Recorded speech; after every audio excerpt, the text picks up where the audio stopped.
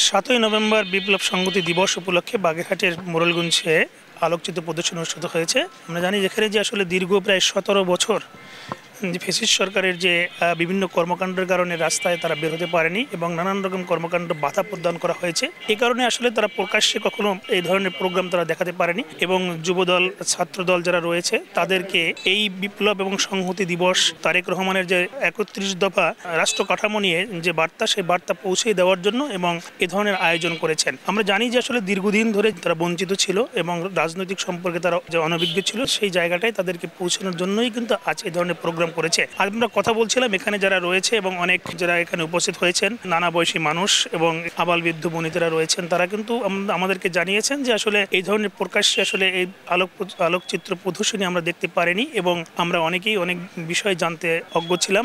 আজকে তার প্রমাণ হলো যে এবং তার ইতিহাস সম্পর্কে আমরা যতটুকু জানতে পেরেছি, আসলে একজন সফল রাষ্ট্রনায়ক হিসেবে তিনি বাংলাদেশে জন্ম নিয়েছিলেন। আজ তার উত্তরসূরি তারেক রহমানের যে রাষ্ট্র কাঠামো নিয়ে যে তার বার্তা রয়েছে 31 দফা, এটি যদি বাস্তবায়ন হয় এবং আগামী সংসদ নির্বাচনকে আরো সামনের দিকে এগিয়ে নিয়ে যাবে এবং বাংলাদেশের যে উন্নয়ন ধারা অব্যাহত থাকবে এবং সেই রাষ্ট্র কাঠামোর যে বাণীগুলো রয়েছে তার ভিতরে আসলে গুরুত্বপূর্ণ যে তথ্যগুলো উপস্থাপন করা হয়েছে, এটা আসলে যথাযথ এবং সময় উপযোগী, এমনটাই কিন্তু জানিয়েছে। তরুণ প্রজন্ম কিন্তু আসলে জানতে পেরেছে সেই ইতিহাস ঐতিহ্য এবং তাদেরকে যে জানানোর জন্য যে এই ধরনের আয়োজন, এটা আসলে একটা বিরল দৃষ্টান্ত। 7ই মার্চের ভাষণ দেখলাম, এগুলো আমাদের খুব ভালো লাগছে। আমরা অনেক দিন পরে এগুলো দেখছি। রাষ্ট্র কাঠামো জিয়াউর রহমান ছেলে তারেক রহমান, উনি যে ভাষণ দিতে আছে বা যে কাজ করতে আছে, এতে জনসাধারণ খুশি। উপরে আমরা বহু লোকজন এবং এই যে টিভির পর্দায় আমরা দেখলাম তো জিয়াউর রহমানের কাহিনী এবং তারেক জিয়ার বক্তব্য,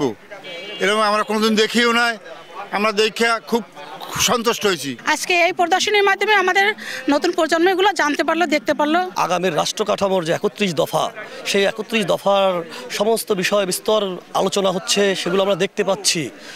শহীদ প্রেসিডেন্ট জিয়াউর রহমানের জীবনী, তার ইতিহাস, তিনি যে বাংলাদেশের গণতন্ত্রের প্রবক্তা ছিলেন, এই ইতিহাসগুলো আমরা তরুণ প্রজন্ম, আমরা যারা 71 সালে হয়নি, আমাদেরকে এত বছর জানতে দেওয়া হয়নি। আমাদের নতুন প্রজন্মে যারা আছেন, ছাত্রদল যুবদলের অনেকেই আসলে এই জাতীয় বিপ্লব ও সংহতি দিবস উপলক্ষে এই বিষয়টা অনেকের জানা ছিল না।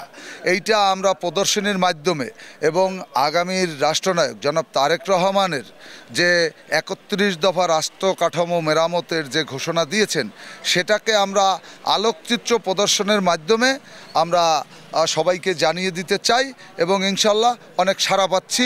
এই ছিল আমার কাছে বাগেরহাটের মোড়লগঞ্জের পৌরসভার এলাকার যে আলোক প্রদর্শনীর সবশেষ খবর। আলী আকবর টুটুল, সময় সংবাদ, বাগেরহাট।